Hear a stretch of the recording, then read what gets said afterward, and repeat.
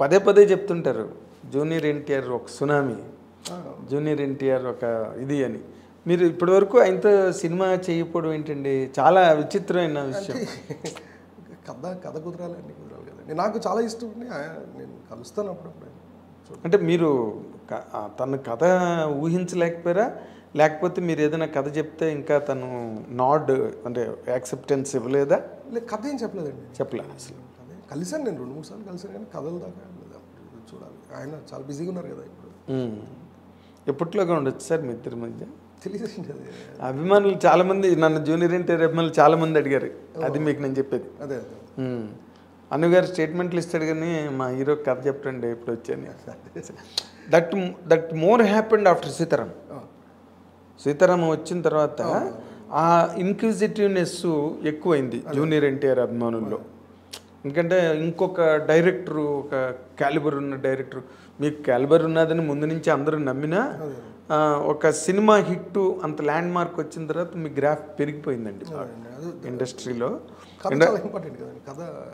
కథ రాయడంతో ఎలాంటి కథ అయితే మీకు జూనియర్ ఎన్టీఆర్ బాగుంటుందని మీకు అనిపిస్తుంది సార్? ఏమో సార్, అలాంటి ఆలోచన అంటే ఇలాంటిది అన్నది ఏం లేదు. ఆయన ఇలాంటిది అని అనుకోవడానికి ఆయన చిన్న యాక్టర్ అండి. అంటే ఆయన ఆయన ఆయన స్థాయి as an actor is completely different. As an actor I'm saying, స్థాయి అనేది ఫిజికాలిటీ, స్టార్డమ్ వీటి గురించి కాదు.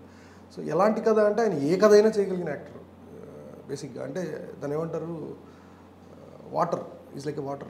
అదే పాత్ర ఎందులో అయినా ఏదైనా ఆయన చేయగలరు. ఆయన చేయలేని పాత్ర అంటే ఏముంది, ఆయన చేయలేని కథ ఏంటి అసలు? ఆయన చేయలేని కథ అంటూ ఏది లేదు. ఆయన ఏ కథ అయినా చేయగలరు. అవును, అతనికి కెపాసిటీ ఉంది. యాక్టర్. కానీ మీకు ఒక డైరెక్టర్గా మీకు నచ్చిన హీరోని జూనియర్ ఎన్టీఆర్ కథ అయితే బ్రహ్మాండంగా ఉంటుంది, క్యారెక్టర్ ఇలాంటిది చేస్తే ఇప్పటి వరకు ఇన్ని సినిమాలు చేశాడు, ఇలా ఎక్స్పెరిమెంట్ చేస్తే బాగుంటుంది అని ఎక్కడో మనకు తెలియకుండా కూడా ఒక్కొక్కసారి ఐడియా వస్తుంది సార్. ఇష్టం ఉన్న దాని మీద అయితే, ఇష్టం లేకపోతే మైండే పనిచేయదు దాని మీద. అలాగే ఇప్పుడు ఏమనిపించలేదు సార్. నేను ఐడియాలాగా ఉండటం వేరు, అది కథగా మొత్తం బౌండ్ స్క్రిప్ట్ అవటం వేరు. చాలా అదే తను పౌరాణికం చేయగలడు, జానపదం చేయగలడు, యాక్షన్, ఎంటర్టైన్మెంటు, కామెడీ, ఎన్ని ఆల్ ది ఫ్యాసెట్స్. పెద్ద ఆయనకి ఎన్టీ రామారావుకి ఎన్ని ఫ్యాసెట్స్ ఉన్నాయో అన్నీ ఉన్నాయి జూనియర్ ఎన్టీఆర్లో. నేను ఐ సిన్సియర్లీ బిలీవ్ అంటే డైలాగు అద్భుతమైన బ్యాలెన్స్తో చెప్పగలిగే అతి తక్కువ మంది హీరోల్లో జూనియర్ ఎన్టీఆర్ ఒక, దానిలో డౌట్ లేదు. అద్భుతమైన డైలాగ్ డెలివరీ, ఆ ఫొనెటిక్స్, వేటూరు గారు అనేవారు ఇప్పుడు, ఫొనెటిక్స్ బాగా పలుకుతాడు జూనియర్ ఎన్టీఆర్. సో ఇప్పటి వరకు మీరు ఇంకా దాని మీదకి రాలా? ఇంకా ఆలోచించలేదండి. ఓకే, మీరు ఈ మధ్య మీ కాంటెంపరీస్ తీసిన సినిమాలు చూస్తున్నారా? చూస్తున్నారు. How do you certify them అండి? ఏ సినిమా అయినా ఇప్పుడు వచ్చిన ఈ మధ్య తీస్తున్నారండి అందరూ, చాలా బాగున్నాయి. ఓకే, చాలా గుడ్ ఫిల్మ్స్. దసరా చాలా బాగున్నాయి. అవును, అంటే నాని మీ ఫ్రెండ్ కాబట్టి గబుక్కని దసరా అని చెప్పేసి. ఆబ్వియస్లీ నాని సినిమా నచ్చుతుంది.